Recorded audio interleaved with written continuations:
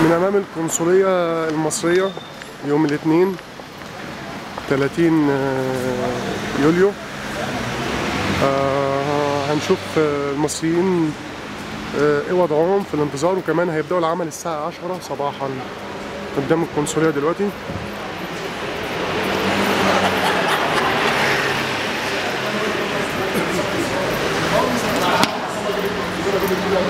طبعا ده الصف بتاع المواطنين اللي واقفين في قلب الشارع. 300,000 مواطن في باريس عاملين لهم شقة ما تسعيش 3 أفراد، لو واحد متجوز ما يعرفش يعيش فيها. واقفين في الشارع اهو، والكلام ده بعد ثورة يناير. والبشوات هيجوا الساعة 10، يعني بيبدأوا شغل الساعة 10. بشوات صايمين. حد عايز يقول حاجة؟ عاجبكم النظام ده يعني؟ مش عاجبنا طبعا. مش عاجبنا، عن نفسي مش عاجبنا. لا رحنا شغلنا ولا عملنا أي مصلحة. ينزلوا يوم الجمعة يقول لك ايه الساعة 2، ومن الساعة 2 يقول لك على طب هنا مواعيد الشغل في فرنسا من الساعة كام للساعة كام؟ الساعة 8 لحد الساعة 5. طب وليه القنصلية بتاعتك ما بتشتغلش بمواعيد العمل الفرنسية؟ بقى مش عارفين النظام، شغالين على نظام مصر. أنت راضي عن الموضوع ده؟ لا مش راضي طبعا. المفروض حد يعرض الموضوع ده على الرئيس محمد مرسي مبارك. محمد مرسي. محمد مرسي؟ محمد مرسي مبارك. أنت رأيك إيه في الموضوع ده؟ عاجبك وقفتك دي بالذمة؟ ثاني مرة دي وقفة بني آدم؟ حاسس ان انا يعني الناس اللي راحوا واللي جايه عمال بتبص لكم ازاي؟ الكلام ده في فرنسا، مش في اي بلد تاني. التسجيل ده هيمشي مصر ولا لا ما بخرجنا من التسجيل. جاي تعمل ايه؟ انا الصراحه مش عاجبني اي حاجه في مصر خالص، بكلمك جد. طب وانت ايه رد فعلك؟ رد فعلي في ايه؟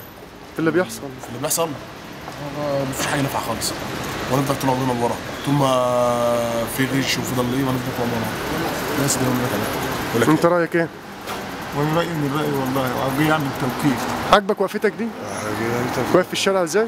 احنا لو مصلحه هنا بتعملها من الساعه 7 عشان نيجي نعمل مصلحه ونروح نشوف لو بتعمل حاجه في مصر، لو بتعمل حاجه هنا في فرنسا كده اليوم اتحرق ميعاد. رايك؟ والله رأي الوضع دوت ما يرضيش حد، بس بالنظام هنا مش كلام مفتوح. يعني السفارة والمواعيد الفرنسيين ان هم بيجوا الساعة 8 وهم القنصلية. انت دلوقتي في القنصلية. القنصلية السفارة كله تبع بعض الامور اللي جايه حكومية لنا هنا. انت معترض على المواعيد كمان، مش معترض على المكان ذات نفسه. انا معترض على المواعيد. ممكن لو سمحت الساعة 10 الناس يحترموها. المكان هنا نفسه ان احنا لازم نحترم ان كانوا عايشين في البلد دي، قانون البلد دي يسرع لهم ان هم يفتحوا نفسهم ويحترموا الناس وما نغفش في الشارع. دي هنا، لكن كوضع غير كده انا بتكلم على الوضع اللي انا عايشه بس مش اكتر. عايز تقول حاجة؟ شكرا.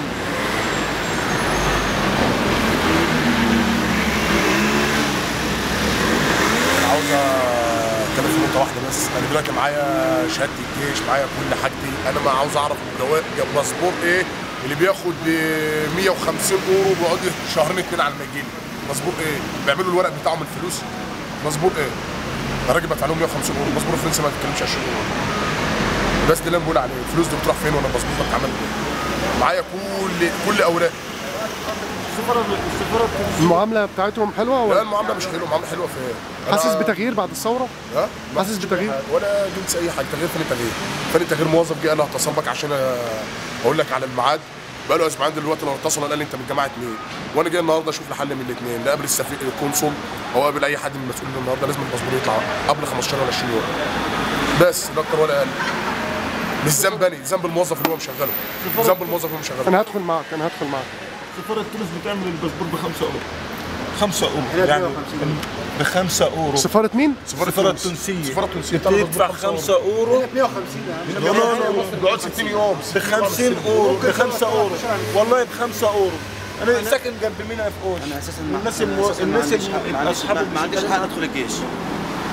انا ما عنديش، انا عندي 30 سنه وعندي السكر بتعالج منه، باخد 4 حقن في اليوم، وما رضوش يعملوا لي وما رضوش يدوني الباسبور بتاعي. قالوا لي لازم تدفع $550 عشان خاطر اخرج لك اللي هي شهاده التجنيد، شهاده المعافاه. انا اساسا ماليش جيش في مصر، انا بتعالج.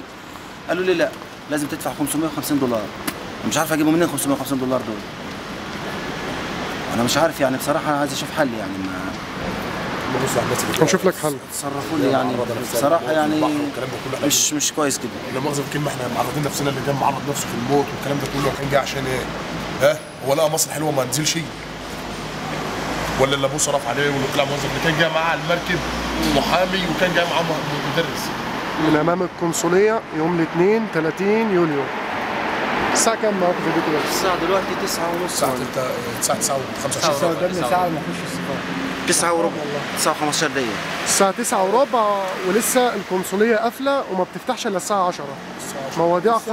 مواعيد خاصه في رمضان يعني. على الرغم ان مواعيد العمل الرسميه هنا بتبتدي من الساعه 8 للساعه 5. اي موظف. هرجع لورا من الشارع واوريكم منظرهم عامل ازاي.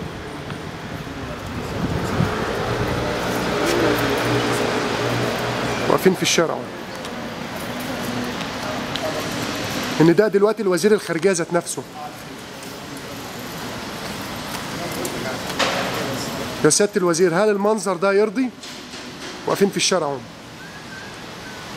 والسفير اللي اسمه ناصر كامل قاعد في قصر. واحد قاعد في قصر و300,000 مرميين في الشارع اهو. في مصريين بيناموا تحت الكباري هسه.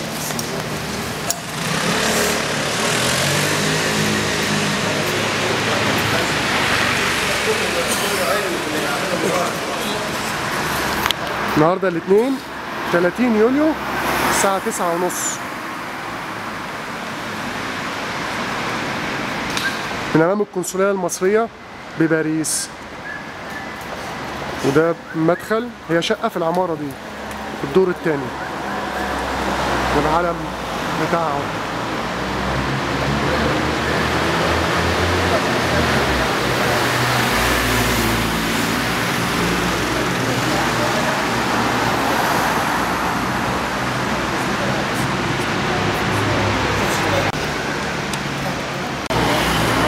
الطابور ولا حد معين؟ صور الطابور.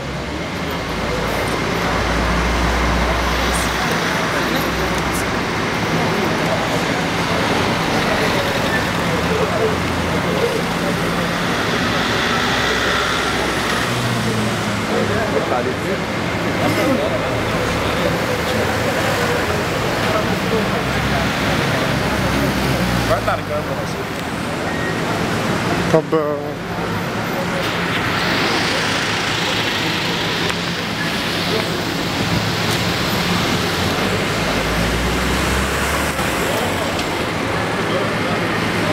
أمام القنصلية المصرية بباريس الساعة 10 الصبح، ودي كلها جماهير واقفة في الشارع داخلة القنصلية في شقة فوق.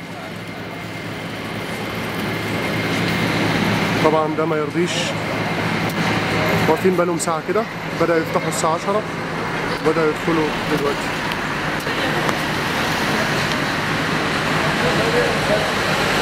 ومنظر الطابور في الشارع، طابور في الشارع. طبعا الناس رايحة اللي في الشارع ياخدوا 10 ب10.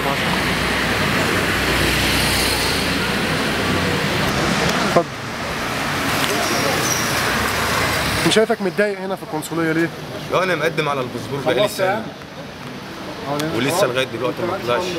يطلعوا لي الباسبور ينزلوني بوثيقه، انا عايز يروحوني بوثيقه. طب انت شايف ان في تأثير ولا من مين اكيد في تأثير من كل الموظفين اللي شغالين فوق. قابلت القنصل العام؟ حد بيعرف يقابل القنصل؟ تعرف القنصل العام مين؟ ما انا ما اعرفش القنصل مين. تعرف السفير؟ ولا اعرف السفير. طب بتوجه رسالة لمين عشان يحل لك المشكلة دي؟ طبعا يعني في مين يوجه له الرسالة غير القنصل او السفير؟ في وزير الخارجية برضه. ووزير الخارجية، هو حد بيسأل فينا عن حاج وزير خارجية ولا قنصل ولا؟ بقالك كام سنة هنا في فرنسا؟ بقالي 3 سنين.